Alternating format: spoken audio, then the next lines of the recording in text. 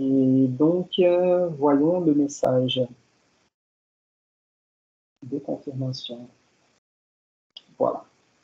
Donc, bonjour à tous et à toutes. Nous sommes là aujourd'hui pour un cours de critique littéraire.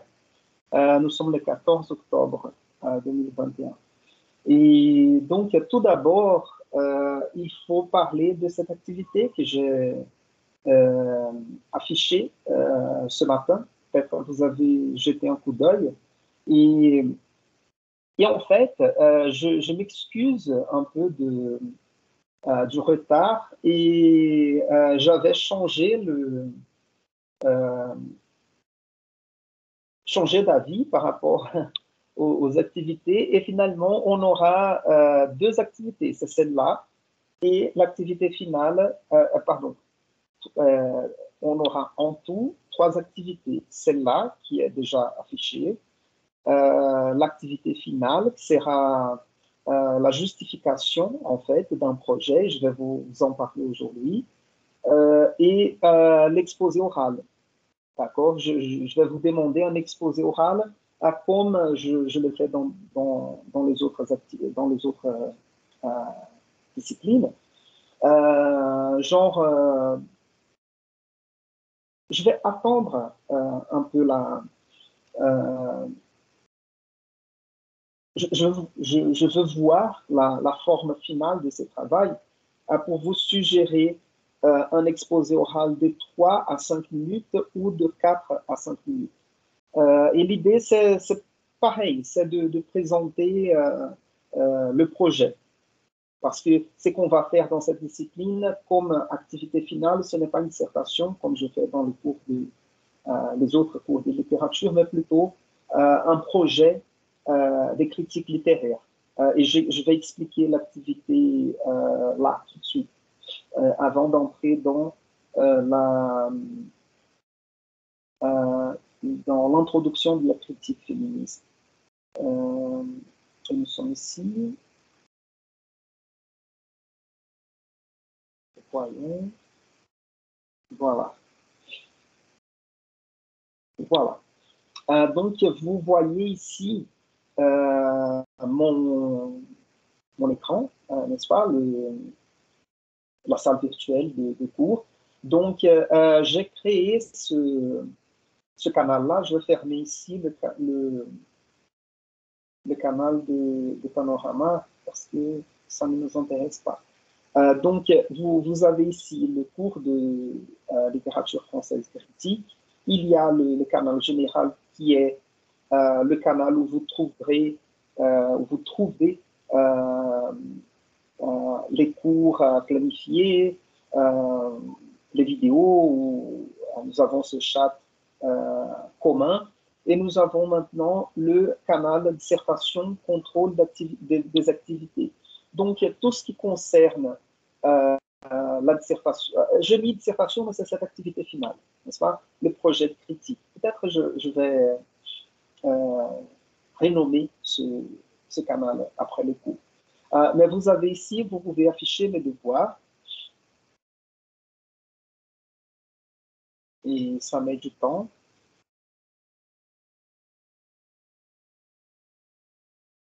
Voilà.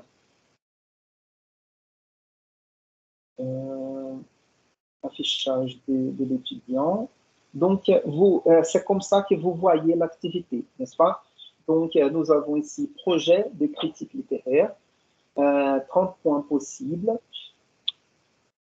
L'échéance est le 22 octobre à 23h59 et c'est la date de clôture.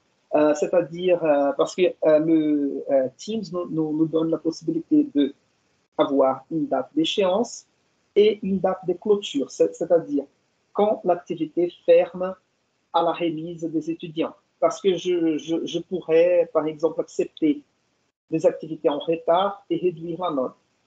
Mais je ne vais pas le faire pour ne pas avoir une confusion avec des soucis avec des remises en retard, parce que nous n'avons plus beaucoup de temps, n'est-ce pas?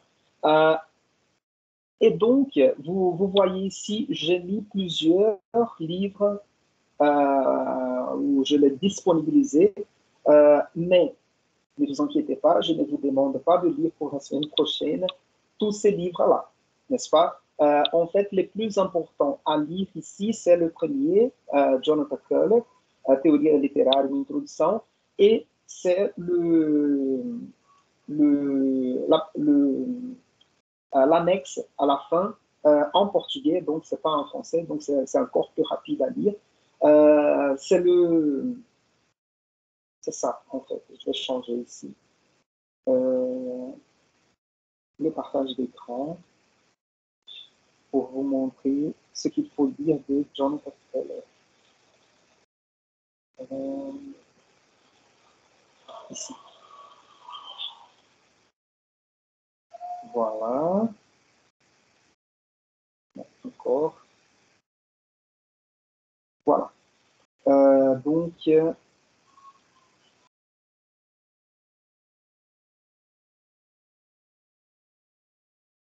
vous voyez, ça commence ici, apêndice, escolas e movimentos teóricos. Ça fait en tout, si je ne me trompe pas, 8 pages. Et vous avez ici tout d'abord formalisme russo, phénoménologie, neocriticisme, estruturalismo, pós-estruturalismo, desconstrução, psicanálise, teoria feminista, marxismo, novo historicismo, teoria pós-colonial, discurso de minorias e queer theory, ou théorie queer, en français. Et en fait, ça, c'est un panorama de plusieurs mouvements ou courants de la critique littéraire ou théorique, parce qu'au XXe siècle, ces choses-là vont se confondre un petit peu, parce que, en fait, c'est un débat que j'ai déjà entretenu avec vous, parce qu'on parlait de la naissance de la critique au XIXe siècle, c'est-à-dire comment on jugeait les œuvres, n'est-ce pas? La notion des critiques a toujours comme présupposé la notion de jugement de l'œuvre littéraire. Par contre, au fur et à la mesure que cette activité, la critique littéraire, devient de plus en plus professionnelle, nous avons ces changements assez souvent du jugement à l'analyse, n'est-ce pas? Et assez souvent, l'analyse se fait à partir de la décomposition et de la description des parties de l'œuvre littéraire.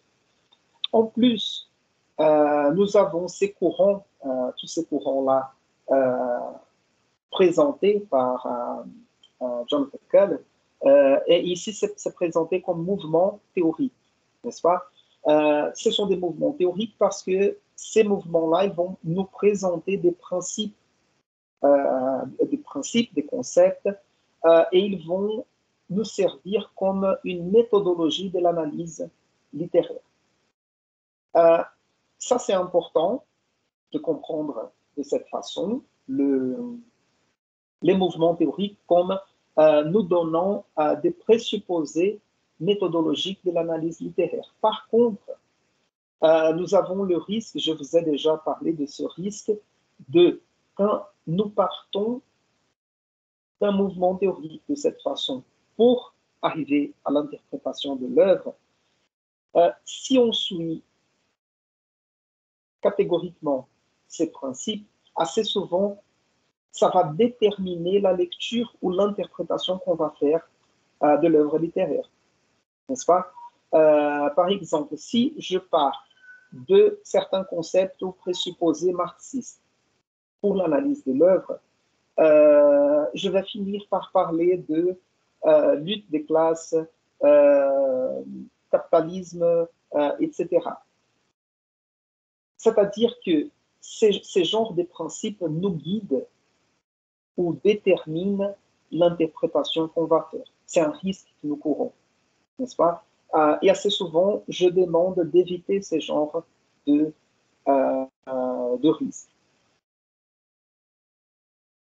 Par contre, et là nous avons par exemple l'opinion de Antoine Compagnon dans le livre Les démons de la théorie.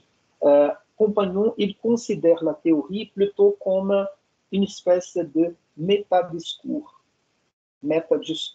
c'est-à-dire les discours sur les discours. O metadiscurso é o discurso sobre o discurso, n'est-ce pas?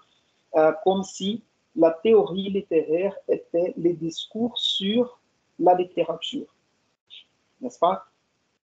Et la théorie, elle deviendra un espace de définition de concepts, raison pour laquelle je disais ici que ces courants théoriques deviennent ou peuvent être considérés comme des présupposés méthodologiques parce qu'ils vont définir comment analyser, comment interpréter l'œuvre littéraire. D'accord? Raison pour laquelle cet exercice que je vous propose n'est pas trop risqué, n'est pas trop dangereux pour l'interprétation littéraire. D'accord? Et ce que je vais, ou ce que je veux faire avec cette activité, c'est de vous préparer à ce genre de réflexion ou de préparation à la présentation d'un vrai projet, n'est-ce pas? Cela dit, vous voyez que Jonathan Pearl est un professeur, théoricien américain, raison pour laquelle il va inclure ou il va introduire dans cette annexe plusieurs courants des langues anglaises, n'est-ce pas? Pas forcément des courants français. Mais ce sont des courants de la théorie littéraire en général. Et si vous voulez les suivre, ce n'est pas un problème. On va trouver aussi des bibliographies en français. Donc, c'est vraiment... Et comme ces cours-là, à ces côtés doubles, n'est-ce pas? J'avais l'intention de vous présenter la naissance de la critique en France, la naissance de ces champs d'études en France. Donc, je n'ai pas parlé de la critique au Brésil, de la critique tout court, mais de la critique en France. Mais au XXe siècle, il y a un peu ces mélanges, et un mélange très important parce que un courant de la critique littéraire américain va influencer un courant français, raison pour laquelle ce n'est pas si problématique de les étudier ici ensemble, si c'est le cas, n'est-ce pas? Voilà. Et donc, pour cette activité, je vais revenir. Je voudrais juste vous montrer l'annexe à lire de Keller. Et là, je passe à l'activité sur Teams encore une fois. Voilà. Et donc, ce que je vous propose, c'est de lire l'annexe de Jonathan Keller et de choisir un courant de la critique. N'est-ce pas? En fait, vous devez choisir. Je vais expliquer tout ça dans la suite. Mais ce que je vous propose, c'est de lire et avoir une idée de tous ces courants présents dans la critique et la théorie littéraire du XXe siècle et choisir un courant qui va dans lequel vous allez baser votre projet d'analyse ou votre projet de critique littéraire. Et les autres livres, ce sont des livres dans lesquels vous pouvez trouver un chapitre ou une section un peu plus développée sur les courants choisis. C'est-à-dire, c'est une bibliographie complémentaire.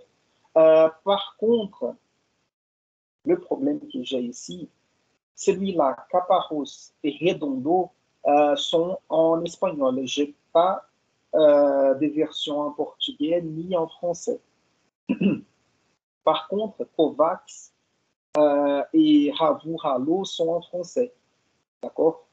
Et Kovacs, par exemple, il y a sociocritique ou la sociologie de la littérature, psychanalyse, etc. Un peu pareil à Ravo Ralo, n'est-ce pas? Et puis, nous avons Eagleton et Costa Lima en portugais aussi. D'accord? Terry Eagleton, Théorie de la littérature en introduction, c'est plus ou moins, c'est un peu plus profond que le livre de Kull, mais par contre, on ne va pas avoir, ou vous n'allez pas trouver des chapitres sur chaque courant, chaque mouvement présenté par Kull. Et c'est un peu pareil avec Costa Lima. Costa Lima, c'est un peu différent. Costa Lima, c'est vraiment si vous avez besoin et si vous voulez. Parce qu'en fait, la plupart des textes trouvés dans ces deux volumes de Costa Lima, ce sont les traductions des textes fondamentaux de quelques courants de la critique littéraire. D'accord? Donc, ce que vous allez retrouver, ce sont les textes fondateurs ou fondamentaux de certains courants de la critique. D'accord? Comme formalisme russe, structuralisme, etc. Donc, c'est presque ce genre de sources primaires, si besoin. Les autres, vous allez retrouver un commentaire ou une explication résumée et plus objective. D'accord? Mais j'ai mis Costa Lima parce que c'est quand même une bonne référence. D'accord? Et pour l'activité, là, j'arrive pas à zoomer plus. D'accord? Daniel, pardon Oui. d'interrompre, mais c'est justement ça que j'ai vu maintenant. C'est que quand tu mets les documents dans ces fichiers-là de devoir, on ne peut pas les télécharger, non plus zoomer. Mais quand ils sont sur les fichiers-là des fichiers et des documents, on peut, c'est possible. Donc, vous ne pouvez pas le télécharger. non, en tant qu'il est dans ces fichiers des devoirs, non. C'est ça que je vois maintenant. J'ai essayé de télécharger là le livre de Kuller, mais ce n'était pas possible. Mais j'ai vu qu'il était dans le fichier de théorie féministe et du coup, j'ai bien de télécharger. Mais en entrant sur le dossier de documents, là, qui n'est pas le devoir, tu vois. Oui. Oui, mais une fois ouvert, Clara, oui, c'est possible de le télécharger. Ah, c'est oui. là? Oui, il y a les 3 points ici, tout en haut, à droite. Il y a télécharger en tant que fichier PDF et d'autres outils ici. D'accord? Et ce que je vais faire, c'est arrêter cette présentation. Et parce que comme j'arrive pas à zoomer, je vais partager ici, afficher. Dans le mien, il n'y a pas ça. Non? Non, sur ce 3 points-là, moi, j'utilise l'application. Je ne sais pas si c'est pour ça, hein, mais il ne me permet pas de télécharger ce document. Mais là, tu es sur ton portable ou sur ton ordi? Sur l'ordi, mais sur l'application du Teams. Ouais, c'est bizarre ça. Bon, c'est bizarre, mais bon, ok, ça c'est que pour moi alors. Donc, pardon pour l'interruption. D'accord. Oui, mais en tout cas, Clara, c'est un document éditable. D'accord? Oui. Donc, vous éditez. Si vous voulez, peut-être, si vous avez du mal à télécharger le document, parce que ça, c'est vrai, c'est quelque chose d'important, ce que tu dis, parce que si vous éditez sur Teams et vous avez un problème de connexion Internet, vous risquez de perdre si ce n'est pas sauvegardé. Normalement, Teams sauvegarde automatiquement, mais ça peut arriver d'avoir un problème de connexion et puis ça se renferme et puis vous rouvrez le document et il n'est pas sauvegardé. Par exemple, hier soir, j'ai laissé mon ordi ouvert parce qu'il commençait à bloquer, à avoir des petits bugs. Et je ne voudrais pas risquer de le fermer. Et le matin, pour les cours, ou relancer l'ordi. Résultat, quand je suis levé le matin, je suis venu à l'ordi et il s'est relancé automatiquement et il avait tout fermé. J'ai dû ouvrir tous les documents pour les cours de ce matin avant les cours. J'avais laissé tout prêt et finalement, c'est ce qui m'est arrivé. Daniel, pardon. J'aurais aussi de télécharger le document. Ah, d'accord. Voilà, même moi, non. Je ne réussis pas de télécharger, surtout les livres. Enfin, ce n'est pas le document Word, c'est pas ça le problème. Mais le livre, je ne peux pas. Donc, il m'apparaît juste fermé. Télécharger des livres? Non. Claro. Les livres qui sont dans les projets critiques littéraires que tu as posés maintenant, pour expliquer ça, je ne peux pas les télécharger. Je les ouvre et après, il n'y a pas 3 points, il y a juste fermé. Ils sont téléchargeables, Clara, là. Là-bas, c'est ça que je demandais. Avant d'ouvrir le document, oui. Je peux le télécharger. Oui, voilà. Il est à le 3 points. Vrai. Incroyable, voilà. génial. Ah, parfait, pardon. Ici, Pardon, Clara. Donc, c'est affiché. Ils sont là, les documents, les 3 points et télécharger. Non, génial, génial. Moi, je suis nulle. Pardon, pardon. Merci beaucoup. Je m'en vais là. Non, mais c'est intuitif, mais pas trop. Oui, c'est le burn-out, non, qu'on appelle? Oui. C'est déjà octobre, donc c'est bon d'avoir un burn-out ici ou là. ou un bug. Ça Oui. plutôt un bug. Voilà, un bug. C'est moi. Je suis tout un bug. Merci. Donc, non, c'est de rien, ça va. Et donc ici, nous avons cette première activité que je vais évaluer sur 30. D'accord? Et je vais faire comme ça. On va évaluer cette activité sur 30.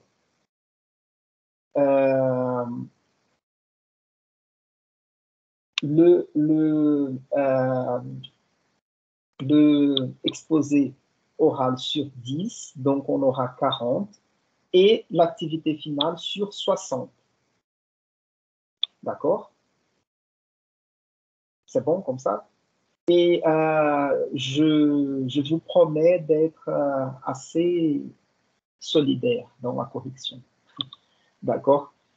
Donc, nous avons ici l'activité. Chers étudiants, étudiantes, dans cette activité, vous allez proposer un projet de critique littéraire.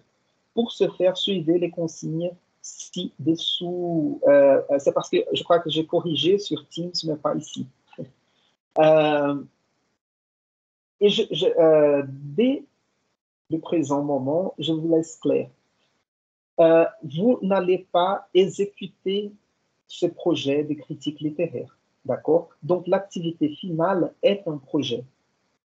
L'activité finale n'est pas comme la dissertation d'autres disciplines dans laquelle vous faites une analyse littéraire. Et ici, non. Parce que je vais la prochaine étape de cette activité, c'est une étape un peu plus difficile parce que je vais vous demander une espèce de manipulation des concepts. Et comme je sais que ce genre d'activité, vous n'êtes pas familier ou habitué à ce genre d'activité, et ça va vous demander un peu plus de réflexion, je vais faire une activité plus simple, je vais vous demander moins de pages, évidemment, et je vais vous demander seulement le projet et pas l'analyse en tant que telle. D'accord? Donc, nous avons là le projet. Et donc, tout d'abord, indiquer une œuvre que vous avez déjà lue. Ça, c'est pour... je ne vais pas vous forcer à lire encore une œuvre littéraire, n'est-ce pas? je vous demande de vous concentrer sur la réflexion conceptuelle et théorique. Donc, prenez n'importe quelle œuvre que vous avez déjà lue. Je vous demande de prendre une œuvre en langue française, juste pour avoir dans la tête une œuvre en langue française. D'accord? Mais ça marcherait avec une œuvre de littérature brésilienne ou universelle, pour le dire comme ça. D'accord? Mais faisons l'exercice, s'il te plaît, de choisir, ou s'il vous plaît, de choisir une œuvre en langue française, n'importe laquelle.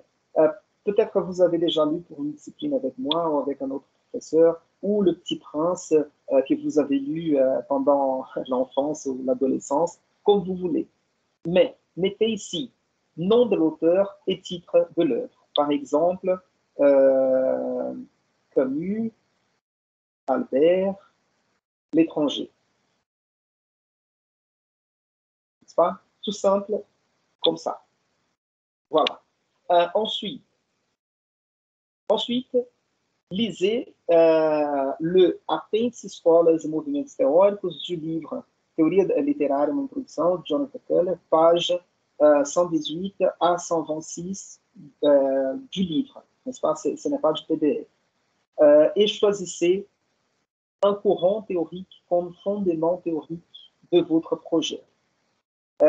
Ces choix-là, c'est par rapport à votre intérêt et affinité. Peut-être vous avez une affinité avec la théorie féministe ou la théorie marxiste ou je connais pas très bien, mais j'ai un intérêt particulier pour la psychanalyse. Allez-y, d'accord? Donc, je vous demande de lire o apêndice tout entier pour avoir une idée globale de toutes ces possibilités. Mais si par hasard, vous avez déjà un choix défini préalablement, ne vous inquiétez pas, allez directement sur les courants que vous voulez. D'accord? Et je vous ai donné aussi ces livres-là comme lecture complémentaire, si vous voulez. Si vous voulez, non, parce que à partir du moment où vous aurez votre choix des courants théoriques définis, il vous sera nécessaire de faire des lectures complémentaires sur ces courants théoriques, parce que c'est la prochaine étape, d'accord? C'est pas pour cette première étape. Pour cette première étape, c'est juste le choix du courant théorique. J'ai mis cette observation. Consultez aussi, si vous voulez, les livres disponibles dans cette activité de Caparros, Redondo, Kovacs, Ravoux, Rallo, Igoton et Costalini. Et puis, vous mettez ici les courants choisis.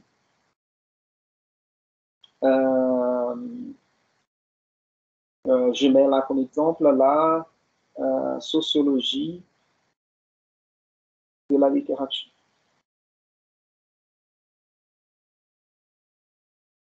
De la littérature. C'est difficile de taper et parler en même temps, parce que je tape mieux que ça. 3 points. Après, proposer un sujet de recherche à analyser. Et donc, ici, c'est le sujet, la thématique que vous voulez analyser, n'importe laquelle. Du point de vue, et là, c'est important, comme je vous ai dit, vous aurez besoin d'une réflexion quand même par rapport à pour faire ce travail. Parce que, donc, l'œuvre choisie, les courants théoriques choisis, les sujets, il doit mettre en dialogue les courants théoriques choisis et l'œuvre choisie, n'est-ce pas? Par exemple, si vous avez choisi la sociologie de la littérature et l'étranger de Camus, et vous allez proposer, je sais pas, l'analyse du point de vue du narrateur. Non, le point de vue du narrateur n'est pas un type de sujet d'analyse du point de vue de la sociologie de la littérature, n'est-ce pas? Nous avons vu que la sociologie de la littérature nous permet de penser la littérature comme un champ de production culturelle, c'est-à-dire l'auteur, lecteur, l'œuvre, les maisons d'édition, le marché du livre, la réception, mais aussi les représentations sociales dans les livres. Par exemple, du point de vue de la sociologie de la littérature, concernant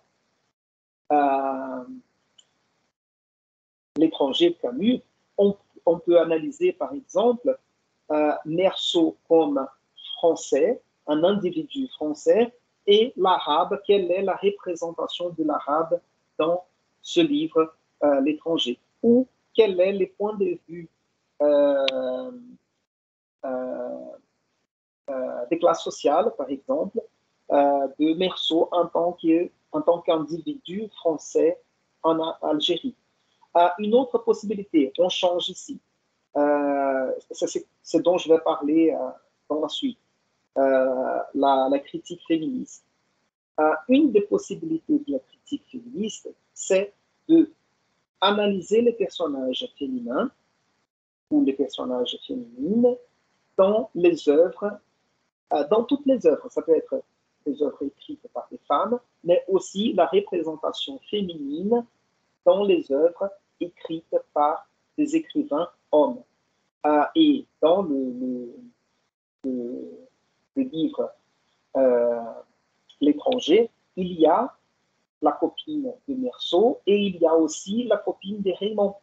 Je ne sais pas si vous avez une lecture récente de L'étranger de Camus, mais il y a par exemple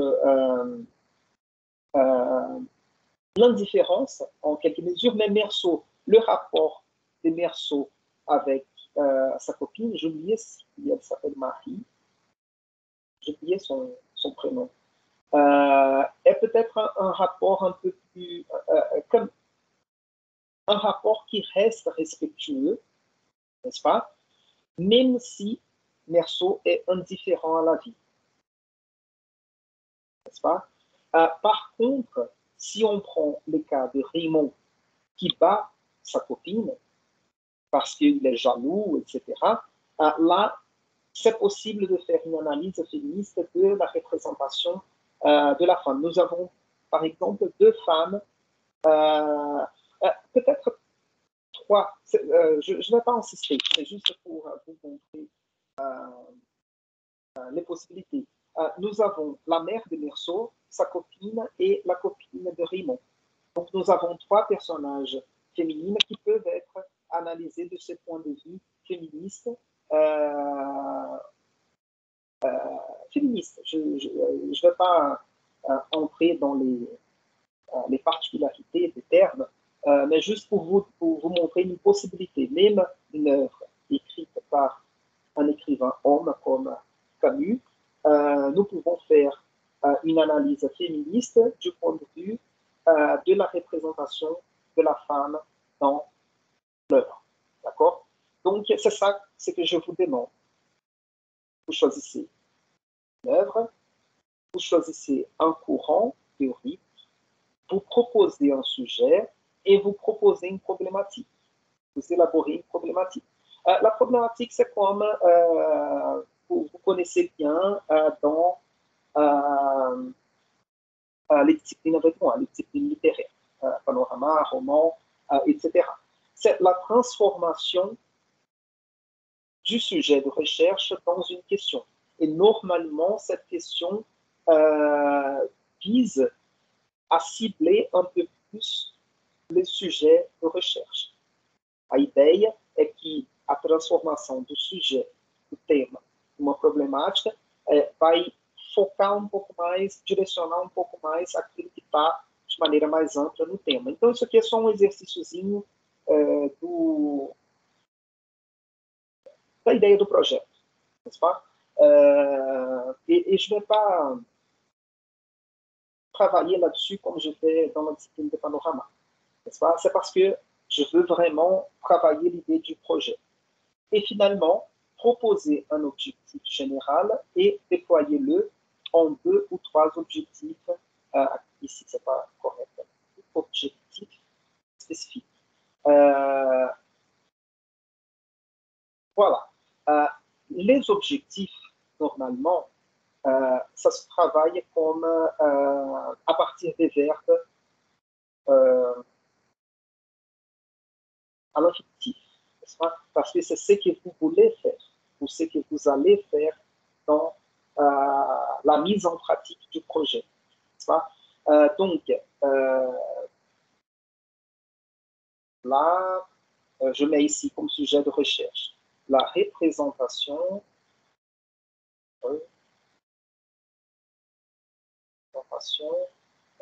des personnages féminins. Je ne vais pas mettre dans l'œuvre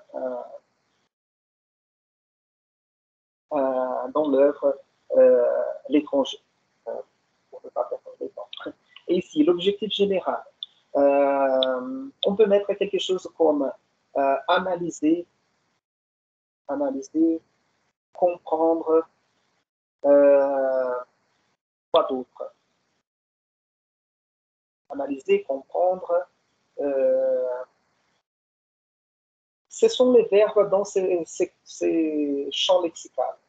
Analyser, comprendre. On n'est pas trop interprété, d'accord?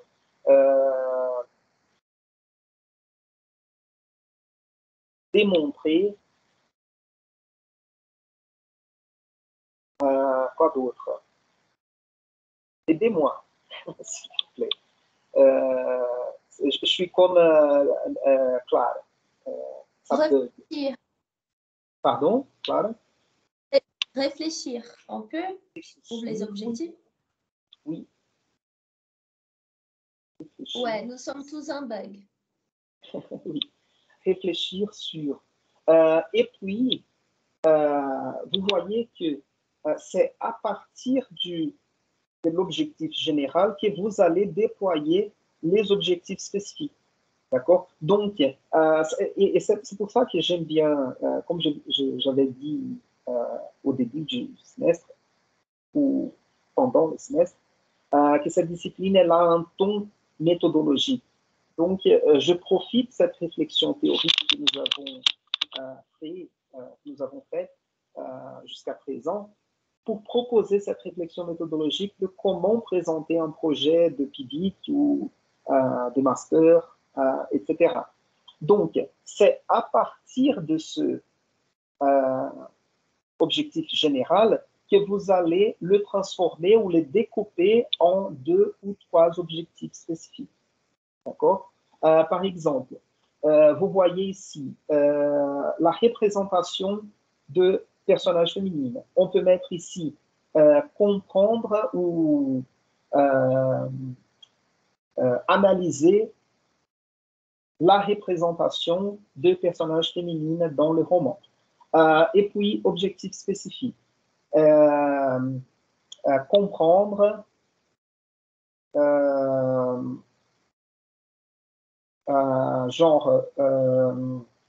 j'aurais dû faire ça avant, mais comprendre le rôle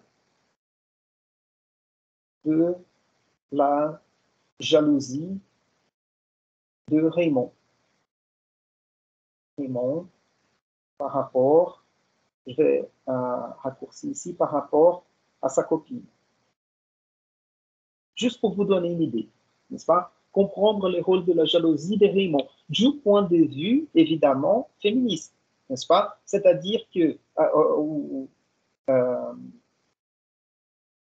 parce que j'avais choisi avant la sociologie de la littérature, mais pensons ici du point de vue de la critique féministe. Comprendre le rôle de la jalousie de Raymond par rapport à sa copine et le développement de cette question sera, par exemple, parce que Raymond, en tant qu'homme, il croit avoir une possession sur sa copine, donc il est jaloux parce qu'il se comporte de cette façon. C'est ce genre d'analyse, vous voyez. Et L'autre ici, parce que prenons l'idée de analyser les personnages féminines comme objectif général. Et je vais déployer, desdobrar ce objectif général en deux objectifs spécifiques. D'abord, la jalousie de Raymond par rapport à sa copine et, par exemple, analyser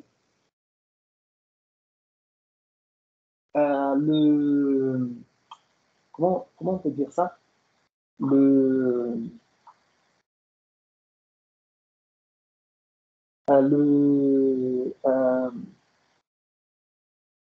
Attends.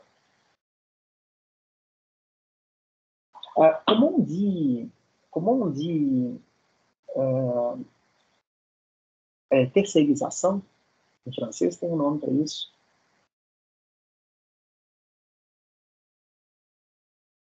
Lembram? Je cherche ici, professeur, parce que je ne sais pas aussi. Parce que c'est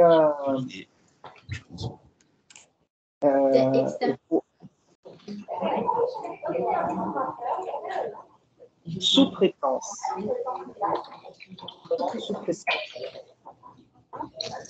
Ouais. La sous-traitance, c'est ça, l'orthographe. J'ai trouvé en partition. Impartition. Oui, non, mais normalement, on utilise sous-traitance. Ah, d'accord.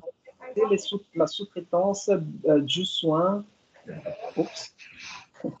du soin de la mère de Meursault.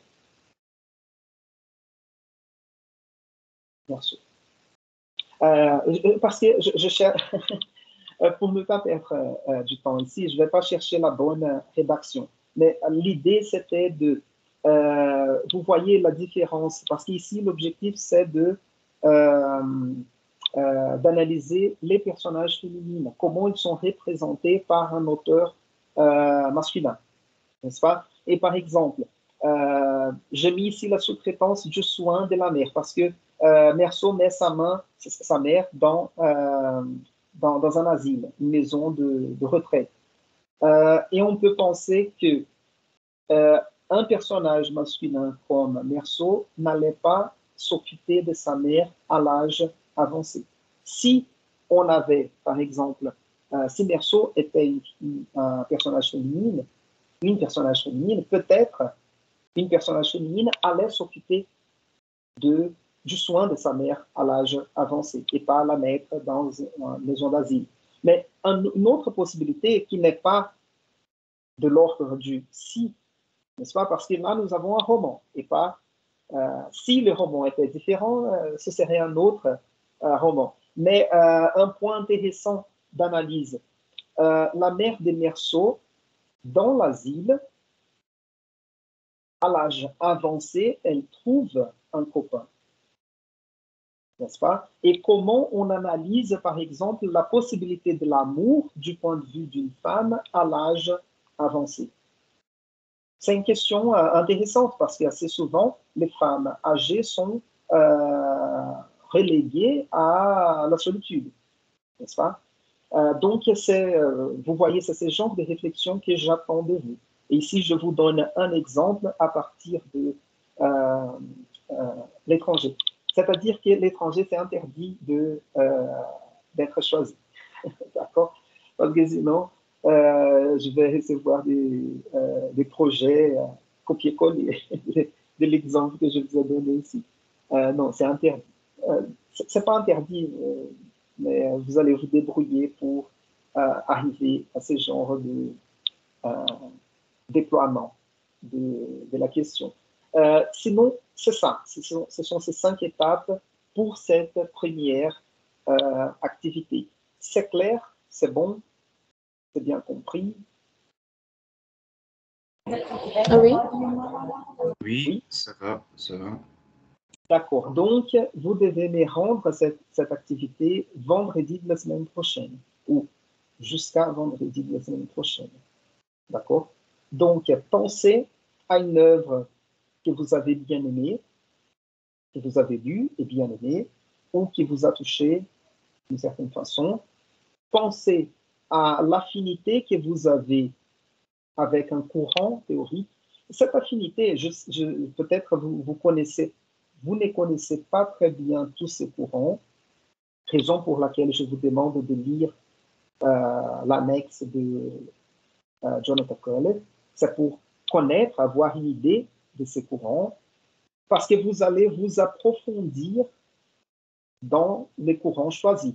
La prochaine étape, qui est la justification du projet, c'est déjà, vous devez, c'est le texte final du projet, vous devez faire une réflexion théorique sur les courants choisis. Et pour le choix, comment choisir ces courants? C'est pour ça que je parle d'affinité, n'est-ce pas? Si vous avez une curiosité par rapport à la psychanalyse, choisissez la psychanalyse. Si vous avez une question sociale forte, marxiste, question de classe, ou une question de société, parce que la sociologie de la littérature ne se résume pas à la lutte des classes de Marx. D'accord? J'espère avoir laissé clair dans les derniers cours que la sociologie de la littérature va au-delà de la lutte des classes, n'est-ce pas? La sociologie de la littérature va s'occuper de tout ce qui est sociologique, c'est-à-dire, c'est possible, par exemple, une question de travail. Si vous avez suivi roman avec moi et vous avez lu Chanson douce, il y a une question de travail un enjeu ou une question de travail dans le roman. Ou plusieurs, nous avons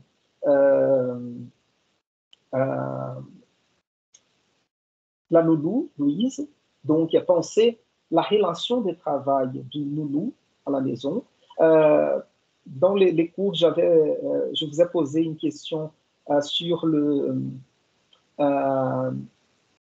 la dynamique du travail de la nounou comme une dynamique je ne me souviens plus les termes que j'avais utilisés, mais c'était une dynamique de monétisation, de capitalisation de l'affection, n'est-ce pas? Parce que une nounou est embauchée pour s'occuper des enfants et de s'occuper avec affection des enfants. Mais en même temps, ça reste une occupation ou un métier basé sur l'affection parce qu'il faut accueillir l'enfant, s'occuper de l'enfant dans un moment délicat de la vie de l'enfant, mais on est payé pour ça. Et une des questions que j'ai posées, c'est si on peut vendre ou acheter l'affection de cette façon. N'est-ce pas? Parce qu'on achète un service à la nounou, mais c'est un service de l'affection. Est-ce qu'on peut acheter? Voilà, je ne veux pas me perdre dans ce genre de réflexion. Mais considérer considérer la sociologie de la littérature comme tout ce qui a à faire, avoir à faire. Mais tu tem relação avec la sociologie, donc relation de travail, relation de classe, public-privé, tout ça, ça peut être utilisé dans une analyse sociologique, n'est-ce pas? Différence de culture, etc. Quoi d'autre? Si vous voulez, par exemple, étudier un point de vue du narrateur, la structure d'un personnage, l'espace, les temps, ce sont des aspects plutôt structuraux du roman. Donc, vous pouvez utiliser le structuralisme. Les structuralismes, par exemple, va s'occuper de tout ce qui est structure récurrente dans la littérature. Contes fantastiques, je vais travailler ce semestre dans la discipline de panorama. Roman policier, c'est possible. Ou cette structure du roman ou du poème, si vous voulez aussi, c'est possible. D'accord? Donc, c'est ça. Et c'est ça l'exercice, mais en même temps, si vous avez du mal, si vous avez des difficultés, d'aujourd'hui à vendredi de la semaine prochaine, cherchez-moi, écrivez-moi sur le chat privé et on va échanger, je vais vous aider à composer cette partie. Si vous êtes un peu perdu dans tous ces courants théoriques, si vous avez du mal à comprendre quel est le principe d'un de ces courants, écrivez-moi et je vais vous répondre. D'accord? Donc, c'est ça. Voyons si... Non, c'est bon. C'est bon. Et le reste, c'est la construction d'un projet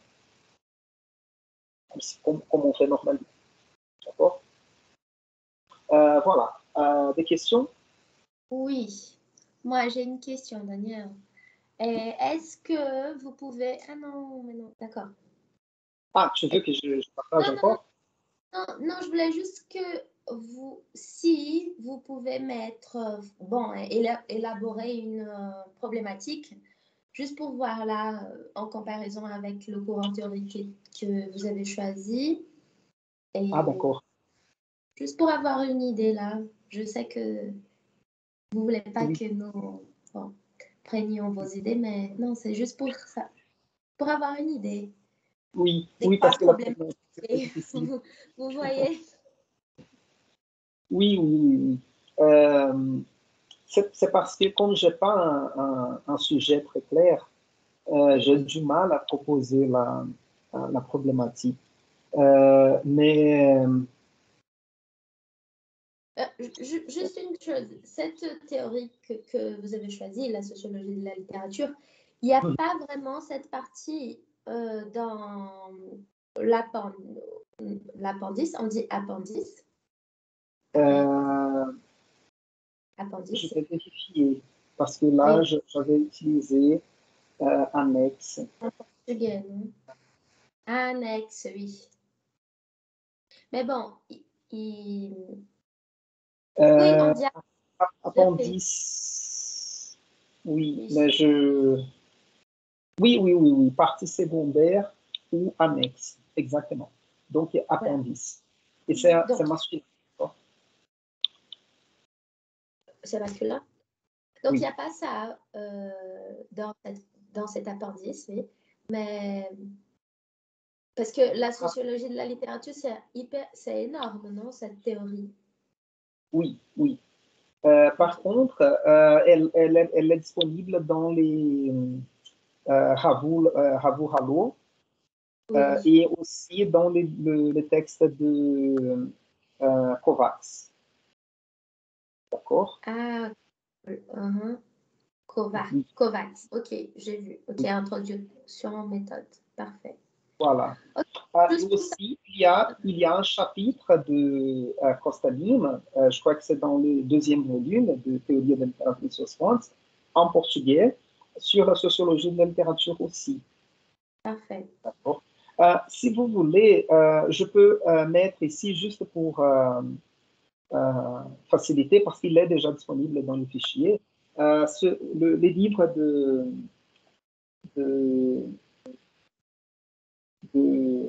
Gisèle Sapiro. Il est là, quelque part, chez moi. Non.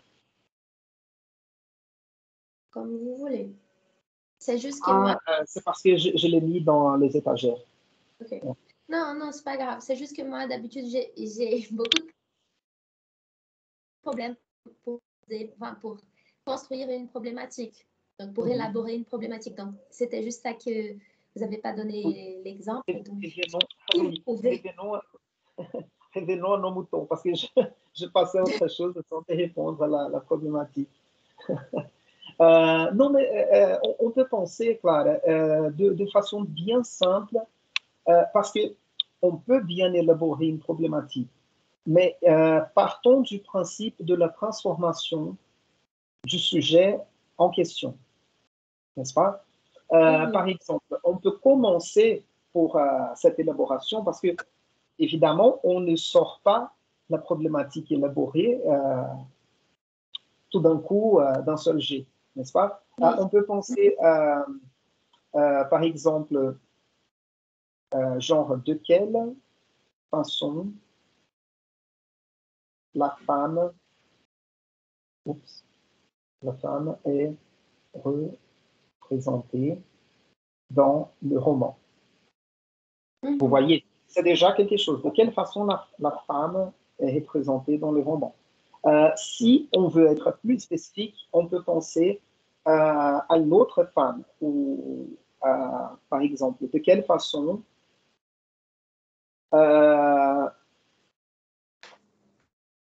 l'amour de la femme âgée est représenté, l'amour représenté dans les romans. Ça, c'est une possibilité. Ici, je pense à la mère de Meursault. Pensons à la copine de Raymond, n'est-ce pas? Genre, ici, peut-être déjà un peu plus élaboré.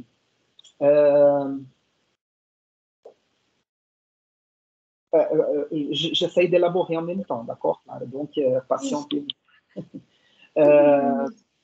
Par exemple, par rapport à la violence contre la femme, n'est-ce pas? Est-ce que l'auteur laisse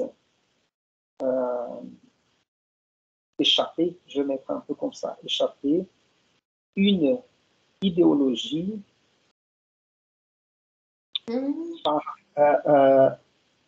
genre lors de la violence contre la copine de Raymond. Je vais mettre comme ça parce que je ne me souviens pas de son nom. La copine de Raymond.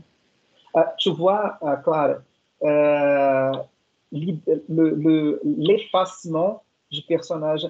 Évidemment, la copine de Raymond, elle n'est pas très... elle n'a pas trop de place dans le roman. Et Raymond, c'est un personnage qui qui est proche de Meursault. Mais juste pour te donner, tu vois, moi, en tant que professeur, ayant travaillé ce roman plusieurs fois, je n'arrive pas à me souvenir du nom de la personnage féminine. N'est-ce pas? Ça, c'est un genre de question qu'on peut se poser. N'est-ce pas? Mais ici, par exemple, est-ce que l'auteur laisse échapper une idéologie lors de la violence contre la femme, contre la copine de Raymond? N'est-ce pas? Parce que là, je dis ça parce que il faut faire la différence entre l'auteur, Camus, et le personnage Meursault. Parce qu'à un moment donné, Meursault,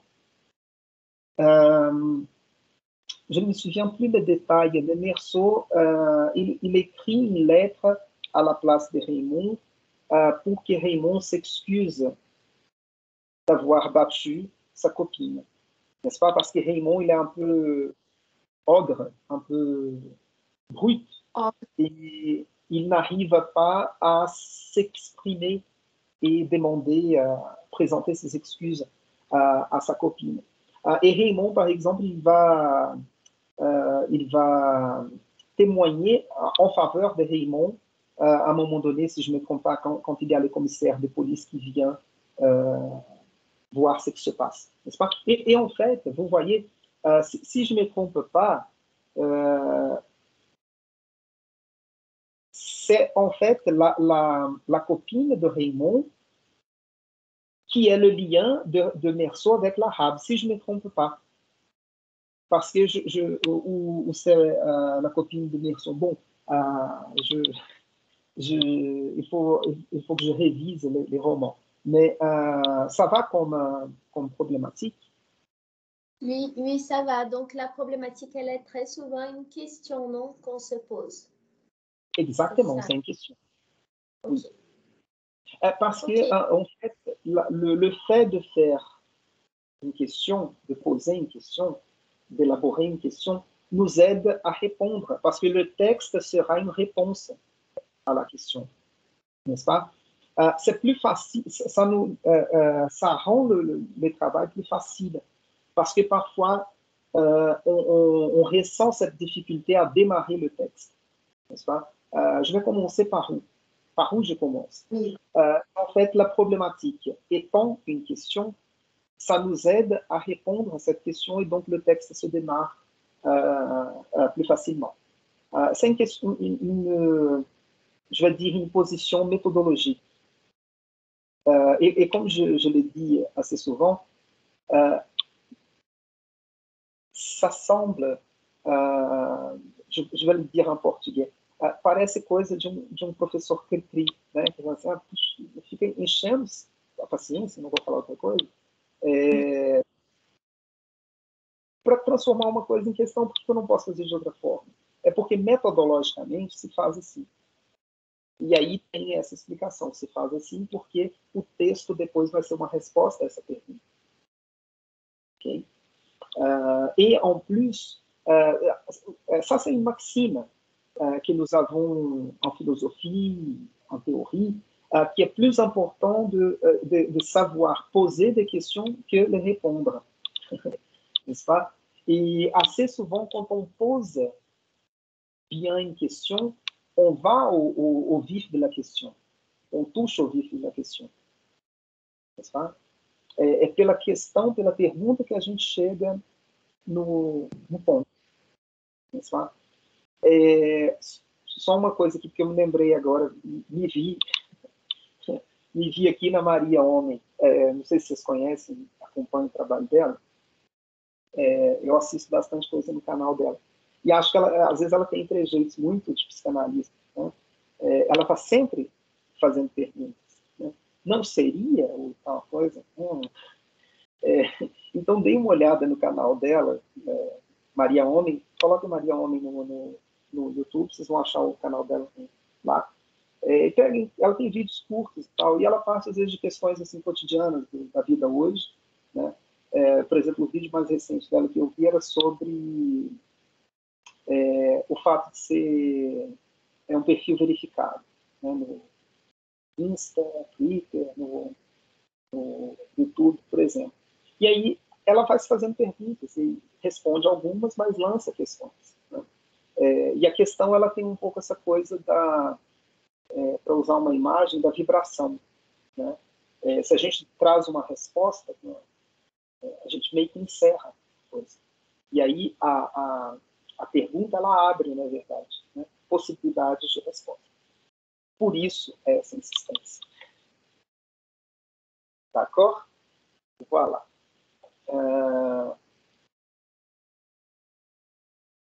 Eu continuo pensando na Mariona, porque tem uns vídeos dela muito bons, assim, que ela fala, principalmente do masculino, né, feminino.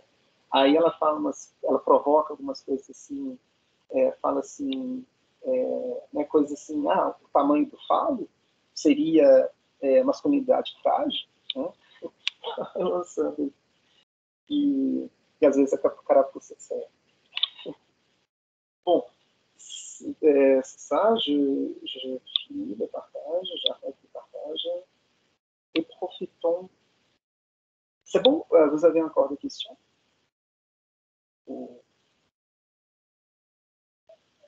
Oui, une dernière.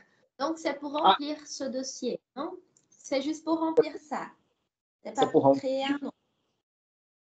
Non, c'est pas pour créer un autre, c'est pour répondre et m'envoyer. N'oublie pas de m'envoyer l'activité, sinon je la reçois pas.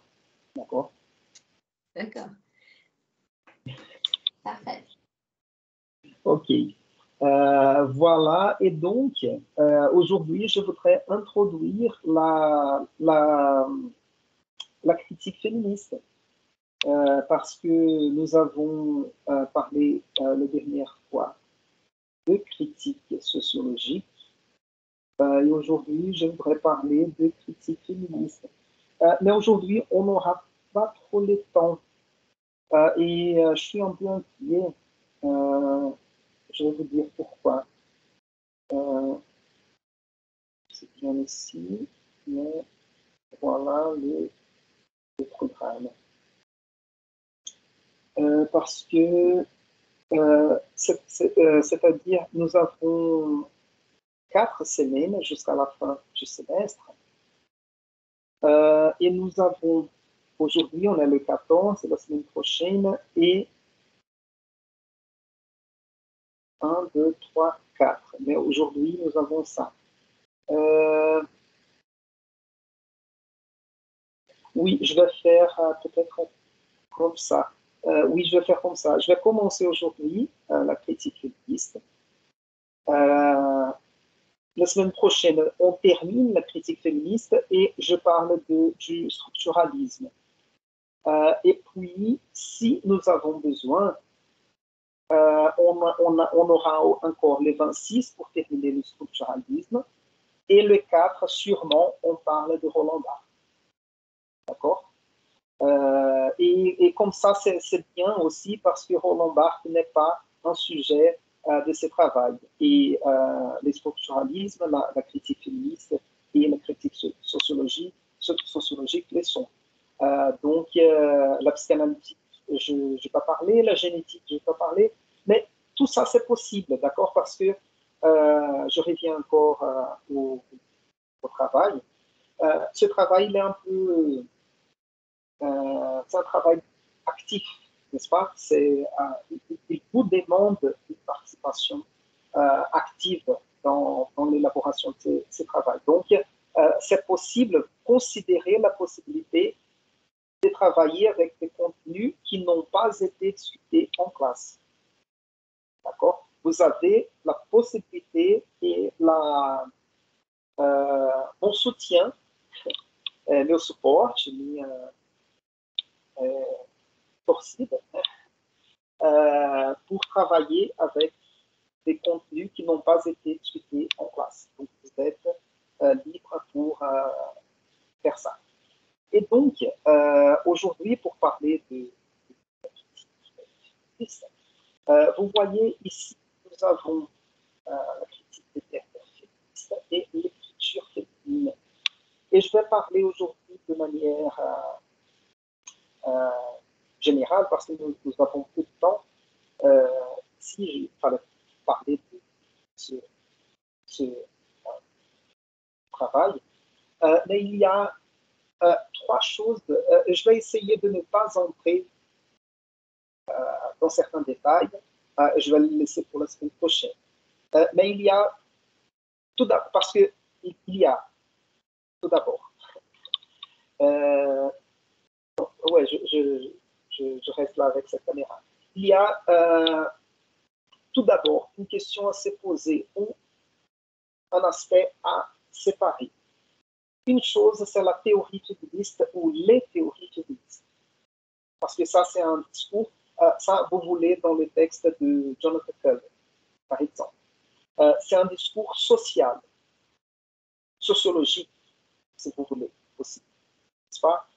Ou une théorie à part, ou une théorie à part entière, comme on dit en français. Quand on dit à part entière, à part entière, vamos dizer assim, a parte inteira, c'est-à-dire que une théorie à part entière é uma teoria completa, é uma teoria que se sustenta sozinha, né? Je sais pas, c'est je sais pas, une œuvre à part entière, uma obra completa, total, sei lá, não deixa dúvidas. Tá? Donc, une chose, c'est la théorie ou les théories féministes. Et là, Clara, par exemple, que je connais bien, qui travaille là-dessus en profondeur, c'est très bien qu'il y a plusieurs courants dans le féminisme, dans les féminismes, et en plus quelques courants qui se battent entre soi, n'est-ce pas, ou l'un contre l'autre, parce qu'il y a des divergences importantes. Par exemple, une divergence que je connais un peu, c'est celle de où nous avons par exemple l'idée du féminin ou de la femme comme une espèce de performance sociale et le côté biologique, n'est-ce pas? Et par exemple, il y a des gens qui sont assez violentes, je dirais, contre les femmes qui n'ont pas d'utérus, c'est-à-dire les femmes trans, n'est-ce pas, qui ne vont pas les considérer comme telles. Donc, il y a ce genre de débat, et ces débats-là, ce sont des débats de ces théories.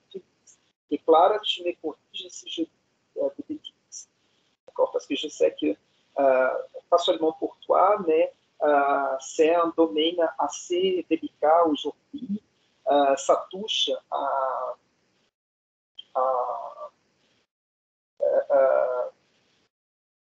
aux visions du monde, aux sensibilités. Quand je parle de sensibilité ici, je ne dis pas que les gens sont sensibles, mais ça parle à des choses qui sont très chères dans les débats publics aujourd'hui. Mais quand on parle de critique littéraire féministe, c'est un peu différent. C'est-à-dire, on part de ces théories féministes pour arriver au texte littéraire, n'est-ce pas? Et dans cette critique littéraire féministe, nous avons différents aspects à considérer aussi. Tout d'abord, les premiers travaux des critiques littéraires féministes vont plus ou moins dans les sens que je vous ai donné, dans l'exemple que je vous ai donné. Par exemple, de prendre des œuvres écrites par des écrivains hommes et montrer ou démontrer dans ces œuvres comment la femme est représentée. N'est-ce pas? Parce que si on recule dans les temps, dans l'histoire littéraire, on va retrouver beaucoup plus d'écrivains que d'écrivaines. En portugais, nous avons escritor, escritora, autor, autora. Mais vous savez qu'en français, écrivain, traditionnellement, c'est masculin et féminin parce que nous n'avons pas un terme. Écrivaine, c'est déjà un néologisme en français. Ça s'utilise depuis longtemps au Canada, au Québec, mais en France, c'est quelque chose qui ça commence. Peut-être si 20 ans avant, on ne faisait pas cette distinction en français, en France. Donc, si on recule dans les temps, on va retrouver moins d'écrivaines et normalement, ce qui se faisait dans ces premiers travaux de critique féministe, c'était d'aller chercher dans les œuvres écrites par des hommes, des écrivains, la représentation, la description, la position de la femme. N'est-ce pas? Puis, on commence aussi à chercher, à réviser l'histoire et à chercher les femmes qui ont écrit et peut-être elles n'ont pas publié ou peut-être elles ont été, je peux dire, oblitérées, effacées par des hommes. Nous avons plusieurs cas de femmes qui écrivaient et publiaient sous un pseudonyme masculin. Ou sinon, nous avons les cas de Colette, par exemple, qui était une espèce de...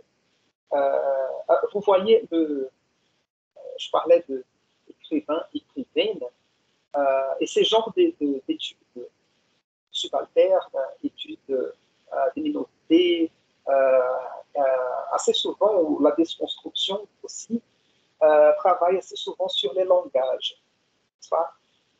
Et vous voyez que, et là je vais arriver à ce que j'ai dans la tête, c'est très représentatif dans une langue, et la langue, assez souvent, elle représente une idéologie. de ne pas avoir le féminin, n'est-ce pas? Et je vous donnais le cas de Colette, je ne sais pas si vous connaissez cette écrivaine, Colette. C'est de la première moitié du XXe siècle. Elle a écrit un livre qui s'appelle une série de livres qui s'appelle, je ne sais pas si c'est une série, La Vagabonde. La Vagabonde était un des mais il y a un film aussi sur ça. Et c'est qu'on dit en portugais et en anglais, ghostwriter, en français on dit nègre. C'est ça l'expression. Par exemple, Colette était le nègre de son mari. J'ai oublié le nom de son mari. Je ne sais pas. Son mari. C'est-à-dire que Colette écrivait des romans, histoires, mais qui signait les romans et les faisait publier, c'était son mari. C'est-à-dire que dans l'espace public, qui recevait des prix, des hommages et tout ça, ce n'était pas Colette, mais plutôt son mari. Et puis, ils se sont divorcés, elle a dénoncé les cas, il a renié ça publiquement, mais puis aujourd'hui, nous avons ces livres, ils sont publiés avec les deux noms de Colette et son mari, et parfois, il y a toujours une référence. Colette, mais publiée d'abord sous le nom de... et donc, on va dire que Colette était le nègre de son mari. E nègre é negro, em francês nègre tem a conotação pejorativa como nigger. Né? A gente usa mais black, ou noir, en français, au lieu de dire nègre. Et donc, on utilise l'expression pour parler de ghostwriter est nègre. Et ça représente déjà quelque chose, théologiquement parlant. Donc, tout d'abord, les premiers travaux cherchaient la représentation de la femme dans les romans, dans les œuvres de théâtre, etc., écrits par les hommes.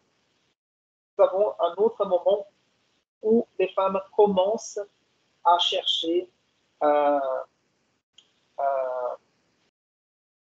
à réviser le passé et à chercher des femmes écrivaines. N'est-ce pas? Ces écrivaines perdues dans l'histoire, ou pas perdues, mais effacées par une histoire littéraire masculine, canonique, etc., qui faisait prévaloir les écrivains hommes, n'est-ce pas? Et puis, on commence à voir d'autres types de critiques englobées dans cette théorie de la critique féministe, qui vont chercher, par exemple, les questions de genre, les différences.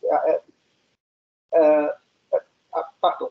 Il y a aussi des études de l'écriture féminine, c'est-à-dire on commence à voir s'il y a des différences de façon d'écriture entre hommes et femmes, ou qu'est-ce qui est particulier de l'écriture de femmes, de l'écriture féminine, parce qu'en fait, il y a,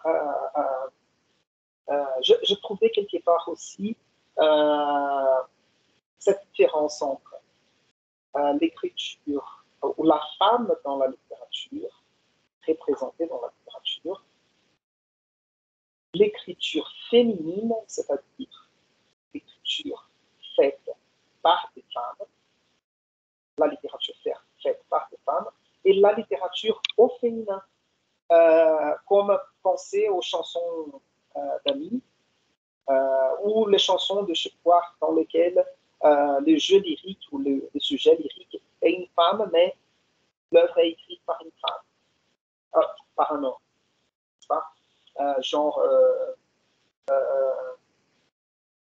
Chypre, quand il chante meu amor, tem um jeito manso que eu só seu, quando il roça a barbe, quelque chose comme ça. On sait très bien que le texte est dit par une femme et il a été écrit par un homme. Donc, c'est la littérature au féminin. Et après le développement de ce domaine de la critique, nous avons des questions propres du féminisme posées. Et vous voyez que toute cette séparation que pédagogiquement on fait, la critique sociologique, la critique psychanalytique, ça se touche après, n'est-ce pas? Nous avons cette mauvaise habitude de séparer en disciplines étanches, disciplines isolées, étanches imperméables. Mais en fait, elles sont en dialogue, n'est-ce pas? Et donc, parler de la position de la femme dans la société, même si il s'agit de l'intérieur d'une œuvre littéraire ou du système littéraire, comme je parlais tout à l'heure, maisons d'édition, écrivains, écrivaines, têtes littéraires, les lecteurs, publications, etc. C'est aussi un point de vue sociologique, n'est-ce pas? Mais un point de vue sociologique qui va mettre en évidence ou en avant plutôt le rôle de la femme et non, par exemple, des classes. N'est-ce pas? Parce qu'une lutte de classe, je peux mettre, par exemple, les hommes noirs et blancs. Quel est le rapport entre les rapports de conditions de travail entre les hommes noirs et blancs, n'est-ce pas? Voilà. Et donc, on commence à projeter ou à introduire des questions qui viennent de cette théorie dans l'analyse de texte. Et par exemple, on va voir, je vais en parler la semaine prochaine, je n'ai pas mis ces textes dans les fichiers, je vais le faire parce que certains textes sont courts et si vous voulez les lire pour la semaine prochaine, ce sera très intéressant parce que nous avons des questions plus propres comme la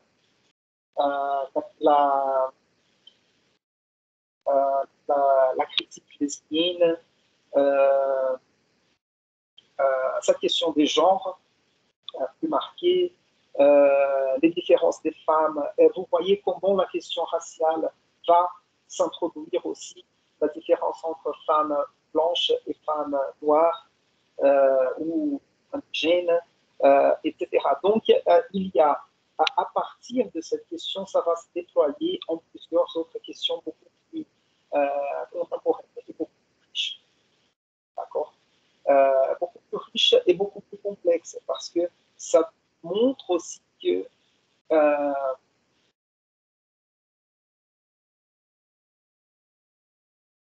cela montre que la réflexion théorique se développe, devient plus complexe et notre monde devient plus complexe en raison, je dirais en raison, je ne sais pas ici, c'est pas que, je ne sais pas si le monde était moins complexe avant, mais notre capacité à réfléchir sur le monde était plus simple. Et aujourd'hui, il y a plus de manifestations aussi, n'est-ce pas? Des différences. Et donc, la réflexion théorique nous oblige aussi à réfléchir et à comprendre ces manifestations. Et donc, nous avons ces genres de divergences, n'est-ce pas? Par exemple, une divergence importante, c'est par rapport à la prostitution, n'est-ce pas? Clara, peut-être peut parler un peu plus. Je sais qu'il y a des groupes de féministes qui sont totalement contraires à la prostitution parce que c'est l'exploitation du corps de la femme par des hommes. Et d'autres qui considèrent, par exemple, la possibilité, dès que c'est un choix de la femme, un travail est fait de façon digne, etc. N'est-ce pas? Et en plus, il y a des femmes qui défendent ça. Donc, vas-y, Oui. Clara. Non, c'est juste parce que tu m'as cité, non? Donc, tu m'as... Oui, Je sais pas. oui, tu as droit à la réponse. Non, c'est vrai qu'il y en a ces deux groupes-là, mais il faut bien distinguer que le premier qui défend pas, enfin, qui est contre la prostitution, est en fait le féminisme radical et qu'elles comprennent, là, les femmes de ces groupes, elles comprennent d'où vient toute l'histoire de la prostitution, donc, et qu'elles comprennent à quoi sert la prostitution, qui en fait, c'est pour maintenir non, l'État capitaliste. Et de cette façon, l'État, enfin, misogyne et machiste. Donc, cet autre côté-là, des femmes qui se disent le féminisme libéral, en fait, ce féminisme, il n'est pas vrai. Parce qu'à la base, le féminisme, il est contre le capitalisme. Donc, on ne peut pas avoir un féminisme libéral qui défend que les femmes peuvent choisir ce qu'ils font avec ses corps. Ça, c'est vrai, mais elles font ça. Pourquoi? Ces choix, cette sensation d'avoir le pouvoir de ses corps, est-ce qu'il est vrai ou il est fait en fait pour maintenir un état? Donc c'est une critique dans le mouvement féministe et voilà, les féministes radicales disent que cet autre côté-là, en fait, il n'est pas bon, il se justifie pas, il ne marche pas pour libérer les femmes. Donc c'est pas un féminisme.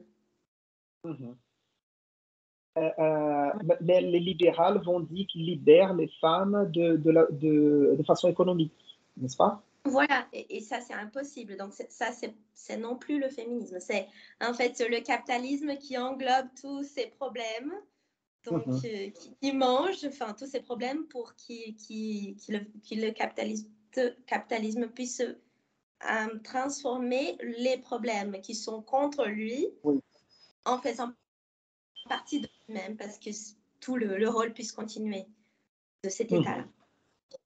C'est comme vendre les chemises de Che Guevara, tu vois, sur CIA. Donc, c'est la même chose. Oui.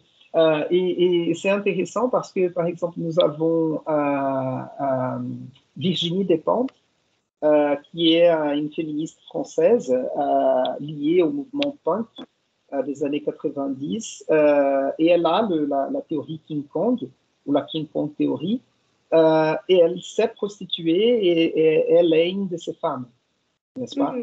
Et elle a une certaine projection en France. Et là, récemment, j'ai téléchargé le livre, j'ai oublié, je crois que le livre s'appelle La Maison. Il a été écrit par une jeune femme, une jeune écrivaine, et le livre a été publié récemment, 2016, 2018, je sais pas, 2020. Pardon? Ça s'appelle La Maison, le livre? Oui, je crois, La Maison, si je ne me trompe pas. Et elle raconte l'expérience dans des maisons closes, proscibules, à Berlin.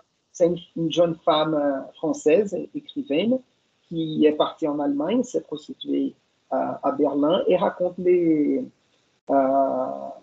ses expériences. Donc, je ne défends pas la question, je parle tout simplement de ces femmes qui représentent un peu ça, n'est-ce pas? Oui. Et donc, c'est à nous d'y aller jusqu'à la racine de la chose. Voilà, voilà. Et donc, si vous voulez, non, je vais mettre tous ces textes-là disponibles. Par contre, il y a pas mal de choses en anglais, d'accord?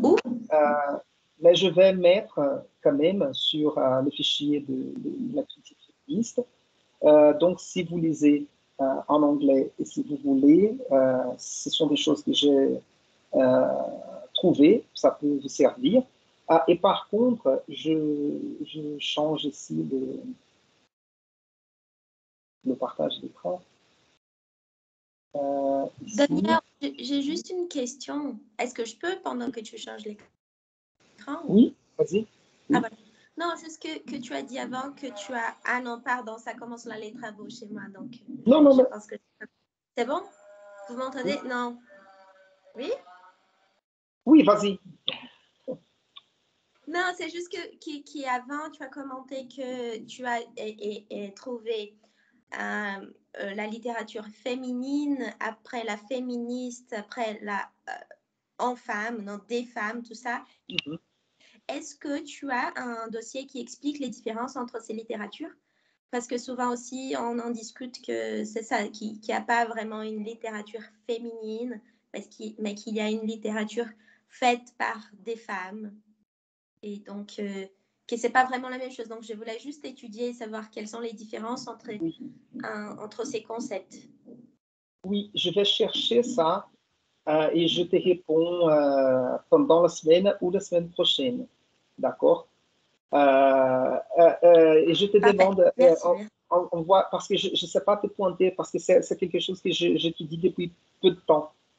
Et donc, parfois, je lis beaucoup de choses et j'ai du mal à distinguer où ce sont ces choses-là. Voilà. Et donc, mais c'est quelque chose, c'est un concept, là, je vois assez souvent, je vous montre les questions, les sujets théoriques de façon historique, c'est-à-dire l'historicité des discussions. Parce que je crois qu'aujourd'hui, cette idée de la littérature féminine est questionnable. D'accord? Mais à un moment donné, on faisait cette distinction. Par exemple, on parle, on disait par exemple, na literatura brasileira, né? Que a Clarice, por exemplo, era o tipo de literatura feminina, né? Cora Coralina, aquela lá de Minas, de Vinópolis, como que ela chama? A Adélia Prado, né? Que são literaturas femininas. Agora, por exemplo, uma Raquel de Queiroz, que é mais seca, mais durona, uma Hilda Hilst, já não é literatura feminina. Sabe? Então, tem uma coisa nisso aí que é... Voilà. Qui a un problème, qui c'est justement le problème. Parce que si on continue aujourd'hui en train de critiquer historiquement, le problème se maintient. Parce que pourquoi est-ce que quand on parle des femmes, c'est une littérature féminine? Parce que quand on dit que c'est une littérature féminine, on détache des personnes qui vont le lire. Donc, les hommes ne les lisent pas. C'est un peu comme ça la critique d'aujourd'hui. Hein. J'ai compris qu'il y a toute l'historicité de la chose, mais il faut aussi, il y a une nécessité d'échanger un peu le point de vue historique. Ah oui. Pour pouvoir bien critiquer aussi. Oui. C'est parce qu'ici, je vous ai présenté, par exemple, plusieurs façons de... Mais je n'ai pas présenté la critique au concept ou à la définition. Parfait. Mais il faut faire. Merci Non, c'est une bonne problématique. Hein. C'est super, moi j'adore. Ouais. Et en plus, vous voyez ici, je vais mettre tous ces livres-là. Celui-là, il est court. Le rire de la méduse de Hélène Cixous. Ça se prononce Cixous. Et il me semble que c'est un des premiers de la deuxième génération en France, après Simone de Beauvoir. Et il y a aussi celui-là de Monique Wittig. Ça se prononce Wittig. Et j'ai trouvé cet article-là intéressant, Feminismo Lesbiano, em Monique Wittig. Então, vai discutir a obra dela, né? Il y a cet autre article. Donc, je vais mettre tout ça. Et donc, peut-être les plus intéressants, ici, il y a le King Kong Theory de Virginie Despentes. C'est un peu plus long. Mais je vous demande de jeter un coup d'œil, surtout sur Hélène Cixous, Le rire de la méduse. 27 páginas, não é tão complicado. Ainda tem essas primeiras páginas, né? E termina... Il est dans les dossiers du féminisme ou non? De la littérature ainda não, mas eu vou colocar. Ok. Tá? E aí tem esse La Pensée Straight. É porque estão falando comigo, gente.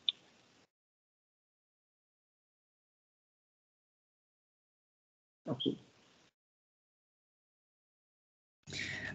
Daniel, Caetano me manque quand il va apparaître pour nous.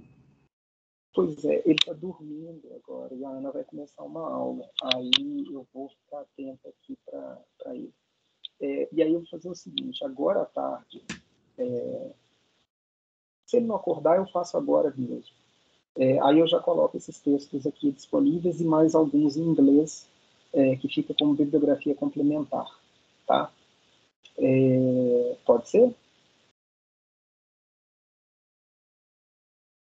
E aí, então, desculpa, aqui a gente faz o seguinte, então, talvez, porque eu gosto de fazer essas coisas assim, que eu falei, né? Então, hoje já foi dia 14 e dia 19.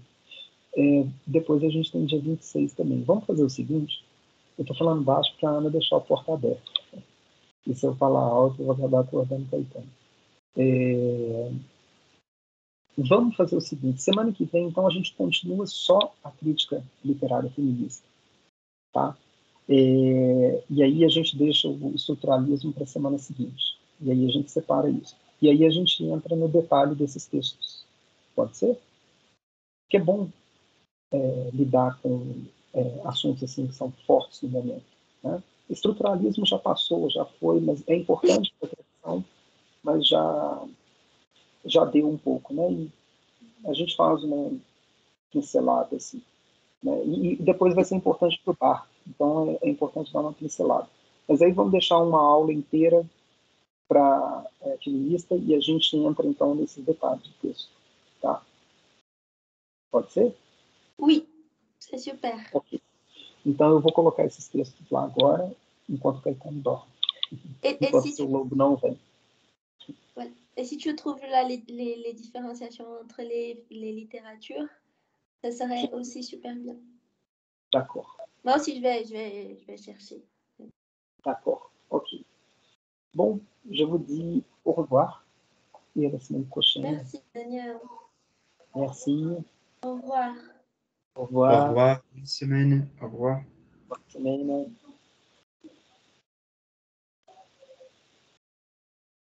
Daniel, juste une question. Oi. Oi, Wayne. Eu queria só te perguntar, você não ficou chateado comigo não, né? Que eu pedi uma reunião com a Ana Rossi para falar sobre o mestrado? Eu estou fechando a porta aqui para não correr o risco de acordar o Caetano. Tudo bem.